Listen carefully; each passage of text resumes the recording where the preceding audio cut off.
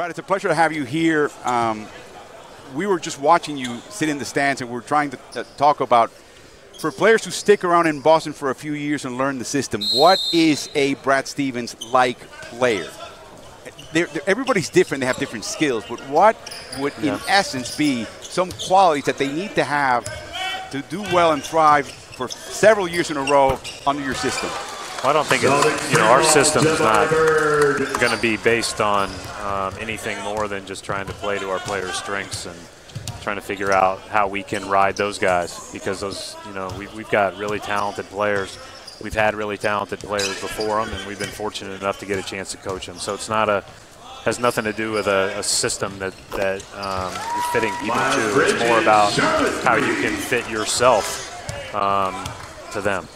That's why Brad has been so successful, because he's had a lot of players in and out. They've had a lot of injuries. I'm sure you're thrilled seeing us document up here, putting Gordon and Kyrie up on the board. Like you'd forgotten that happened during the year. I'll tell you what, and those guys, I really felt for them. Gordon went through it the whole year. Kyrie in, April and May. That was hard on those guys. That is a hard thing. When you're at the level those two are at, and to have to sit and watch. Well, especially that's in tough. Gordon's case, to be looking forward so much to being a part of what you guys had going, and Kyrie to be in the middle of it, and everything was going so well, and then to have their seasons end. I mean, that's a horrible thing. I got to go back. I know you'll appreciate this.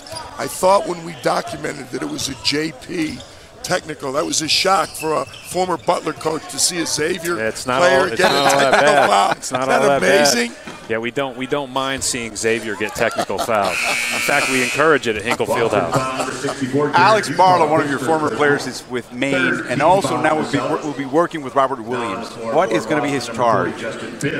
Well, that's not unusual for us. So all of our assistant coaches are assigned between 1 and 3 players, and it's to get with the players, determine what they want to improve on, determine what we think fits with how they will be used within our system, so that they can increase or expedite their curve, especially when you're a young player. We're really fortunate to have a great staff and a lot of options, and Alex is a really good coach. He's a really good young guy. He's totally eats, sleeps, and breathes it. I think that Robert will enjoy working with him, but everybody else will too. It's not something where it'll just be one guy. Brad, a little bit of the background, the thought that went into Robert being available at 27. Of course, we're talking about Robert Williams out of Texas A&M, and maybe an update now on his medical. Will we see him again in summer? That's a good question. We're getting he's really day-to-day. I mean, I get an update every morning on whether he's going to play or not, so it's not like he'd be ruled out of summer league by any means. I think it's very, very possible that he can play Wednesday or Thursday, whenever our next game is. We were fortunate. We felt fortunate that he slipped to us at 27. He's a guy that can really get to the rim, play way above the rim. And the way that he can impact the ball defensively, both bigs and littles, I mean, he has incredible length. 7'6" wingspan, 9'4" standing reach. This is a guy that can really impact people with the ball. 2-time Defensive Player of the Year, obviously. 2 tries. In a heck of a conference. That's right. So he did an exceptional job. Looking forward to watching him play. Hey, when you get a chance, you've got a lot of your current guys are on the roster, Shemi and Gershon, Kadeem Allen with a shot, Jabari Bird. Your impressions of the way they've conducted themselves so far here? Yeah, they've been good. We're looking for just small incremental gains like any other time. I think sometimes in the summer league, guys are asked to do more than they necessarily would in a game. All 4 of those guys, because of our injury situation, started games for us in the last 2 weeks of the season, and then Shemi in the playoffs.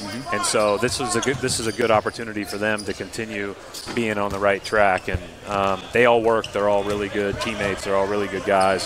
So it's been fun to watch. I think this is the best game we've played as a summer league team. With the exception of the end of the first half, was kind of a comedy of errors. But other than that, it's been pretty good. Now, some of your,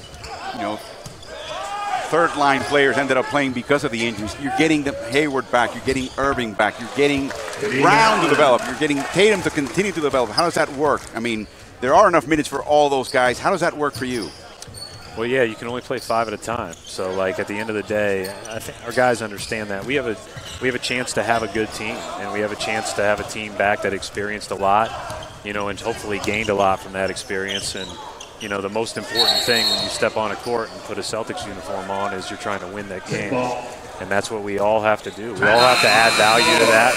There will be times where we all get more opportunities than others, but you know, I gather from all of our guys that we're ready to get started. Can you stick around? Yeah, he'll stick around.